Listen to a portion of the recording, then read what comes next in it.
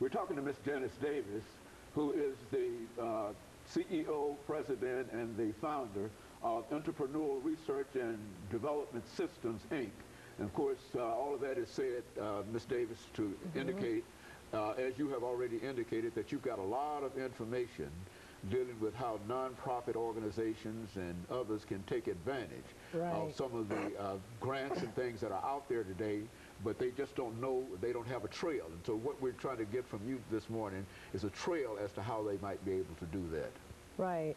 One of the things I like to say is when I was in my training at George Washington, I had an instructor who was national head of the Boy Scouts, and he called us in one day and he said, you are going to be the information persons who will be controlling the nonprofit community for the next decade, because you will have the information that nobody will have on how to get the money, how to set up things and structure them.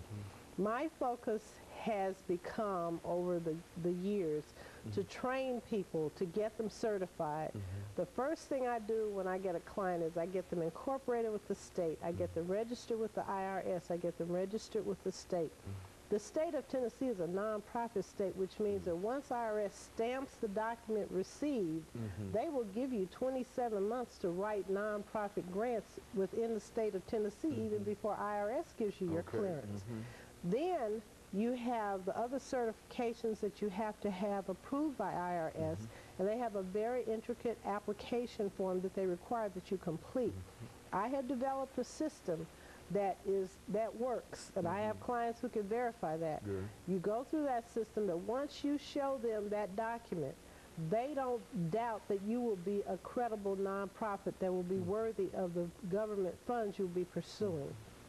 With most government organizations, you have to have these kind of certifications to even apply. When they have the congressional budget that is allocated on the 1st of October, that's when the money goes out. But the new grants are brought in, and the requests for proposals are sent out from October until about January or February. It takes 8 weeks for them to let you prepare them. You send it in, they review them for 8 weeks, and then they have panels in the summer, like May through August, where you review these grants, and those were the panels I had the honor of serving on. What they don't tell you is that even if your state is applying for the grant, you can apply for that same grant. And so they might be even working for your state and applying, but you could make that same grant. Yeah, and that's a good thing to know, because your twist toward delivering those services might be a little different.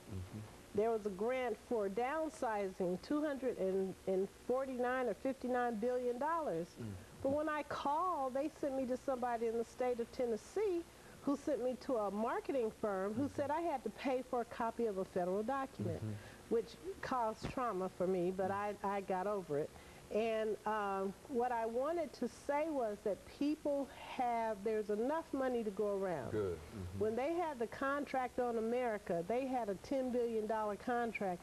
They still had money left over. So it's not a shortage of money, but a shortage of knowing how to get the money.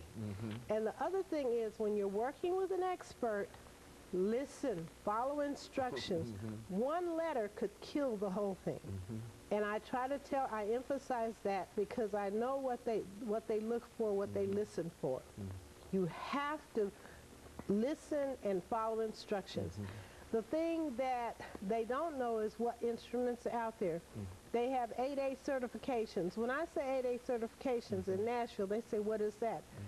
8A certification means that 22 to 35% of every major contract, grant, whatever that goes out has that minority participation.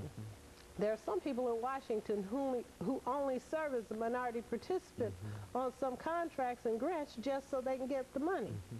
And that's where the 51-49 percentile came when a lot of women came in. And that's how that evolved. But what it is here, like I just completed the 501c3 for the Minority Diversified Contractors Association, MEDICA. Now they're ready to go.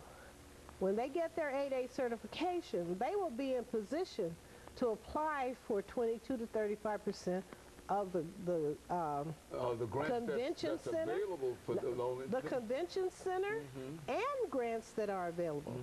And they also have a status where the participants in an association each can get a separate EIN number if their major organization has a 501c3. The 501c3 is my major focus, because if you get $250,000 from a bank, you have to start paying that back before you sell your first product. Okay. With taxes and you know, interest and everything. If you get a $250,000 grant, you don't have to pay that back. You have a chance to capitalize, develop your product, develop your system, and deliver your services. In other words, to get a grant is to be able to have access to the same amount of money that you think that you can only borrow from a bank. Right. And at the same time, you have to almost pay that money back as soon as you get Walk that money. out of the door. And you're saying that this other money is basically free money.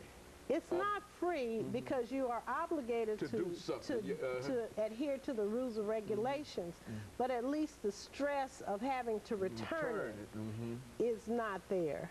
And that's what you want to do. The thing is that, and I also teach people skills. There are people who don't know how to write business plans. There are people who don't know how to keep books. I make sure that those are incorporated into the systems I give you, so that you're not irresponsible and just go and spend it and everything. You know, when I first started as a minority business development student at TSU, we had at 40th and Clifton Road, it was a store. That was my first project. I wrote the plan, got it together, got them set up. First thing they did was they bought a Cadillac. And they had 2 cans of corn on the shelf and a loaf of bread. Yeah, a Cadillac in the garage. No, a Cadillac at the front door. Very good. So we want to make sure that you're responsible. And I work with a lot of churches. If a church builds a family resource center with nonprofit funds under their nonprofit, they can lease that to the church for $1. If they try to build a church, they're going to have to sell dinners and call out everybody's grandmother's bequeathed money and everything else. And so as we in this second segment, we're simply saying that the money is available. There's a lot of money available, and people have to simply know how to Millions of dollars. And of course, we'll be back with our audience following this very, very short commercial break.